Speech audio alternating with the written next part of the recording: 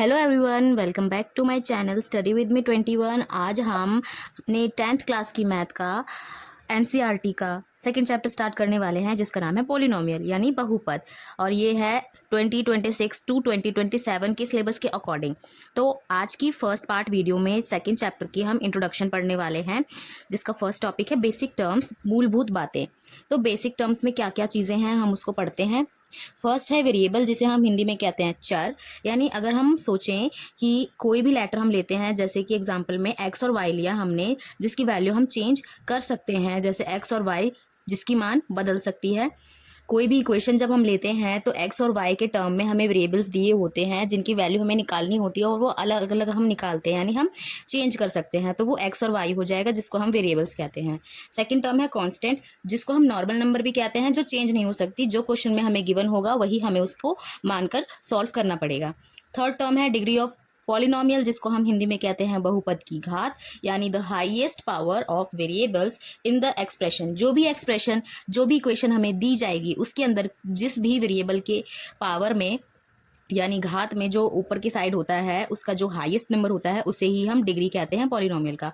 For example अगर आप यहाँ देखो तो ये जो पावर में है, ये जो ए हो गया वो हमारा हो गया कांस्टेंट टर्म, कांस्टेंट टर्म जो नॉर्मली चेंज नहीं हो सकता। एक्स स्क्वायर, जिसमें एक्स जो है वो वेरिएबल है जिसे हम चेंज कर सकते हैं, और जो स्क्वायर है वो हमारी डिग्री ऑफ द पॉलिनोमियल हो चुकी है। ये तो थे 3 बेसिक टर्म जो बहुत इंपॉर्टेंट थे, जो पूरे चैप्टर में यूज़ होता रहेगा। आपको इसके बारे में पता होना चाहिए ताकि आप क्वेश्चन करते करते फैमिलियर रहो कि हाँ इसमें ये चीज़ क्या दी हुई है। सेकेंड, टाइप्स ऑफ पॉलिनोमियल, जिसे हम हिंदी में बहुपद के प्रकार बोलते हैं। ये बेस्ड है डिग्री के ऊपर, यानी घात के ऊपर बेस्ड है। जिसमें लीनियर पॉलिनोमियल जो होता है, जिसे हिंदी में कहते हैं रैखिक बहुपद, इसका जो डिग्री है 1 होता है। जैसे फॉर एग्जांपल के लिए 2x+3, तो x की पावर में 1 है, कुछ नहीं लिखा हुआ, इसका मतलब हमें 1 मानना है, क्योंकि 1 अंडरस्टूड होता है, दिखाई नहीं देता, इसलिए हम लिखते नहीं हैं।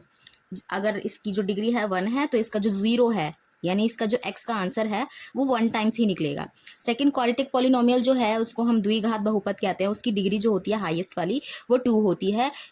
Example of this equation ax² + bx + c। तो इसके अकॉर्डिंग जो हमारे 2 शून्यांक निकलेंगे, यानी 2 जीरोज निकलेंगे, स्क्वायर की वजह से हमारे 2 आंसर्स निकलेंगे x के, यानी वेरिएबल्स के। उसके बाद हमारा थर्ड आता है क्यूबिक पॉलिनोमियल, जिसे हम त्रिघात बहुपद कहते हैं, जिसको हम डिग्री इज 3 कहते हैं। इसके अंदर हमें 3 डिग्री वाले इक्वेशन दी जाती है, जिसमें ये वाली इक्वेशन दे रखी है एग्जांपल के लिए ax³ + bx² + cx + d, जिसके 3 शून्यांक यानी 3 आंसर निकलते हैं। ये 3 बेसिक पॉलिनोमियल्स के टाइप्स थे, अकॉर्डिंग टू द जो डिग्री होती है, घात होती है, उसके अकॉर्डिंग।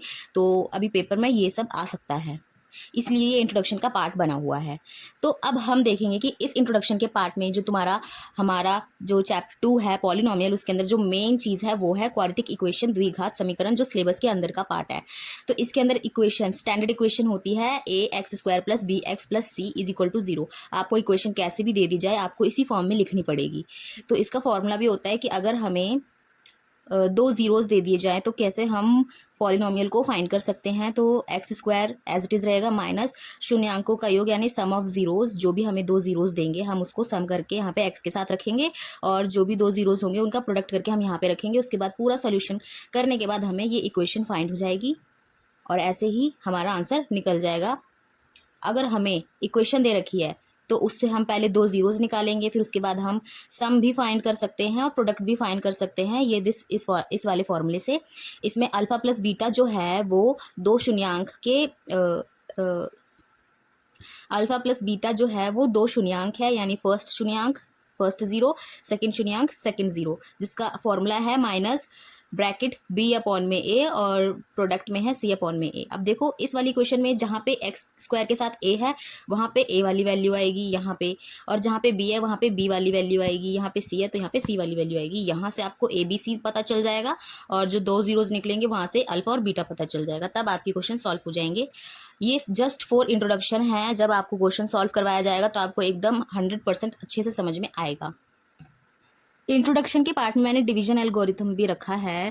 वैसे तो ये इस चैप्टर का सिलेबस के अंदर नहीं है, बट मैं आपको जनरल नॉलेज के लिए बता देती हूँ कि ये कभी भी आ सकता है, जिसमें लिखा है you will also learn how to divide one polynomial by another. एक पॉलिनोमियल को अदर पॉलिनोमियल से कैसे डिवाइड किया जाता है, आपके सिलेबस से ये कट चुका है, बट आपके बेसिक इन्फॉर्मेशन के लिए ये जानना ज़रूरी है। जिसमें नॉर्मल डिवीजन होता है, आपने पहले भी पढ़ा होगा, जिसमें जो अंदर की तरफ होता है उसे हम डिविडेंड यानी भाज्य बोलते हैं। फिर जिसे हम सॉल्व किया करते हैं उसे हम डिवाइजर यानी भाजक बोलते हैं। सॉल्व करने के बाद जो भी रिमाइंडर बचता है हम उसे शेषफल बोलते हैं, और जो आंसर होता है हमारा उसे हम क्वोशिएंट यानी भागफल बोलते हैं।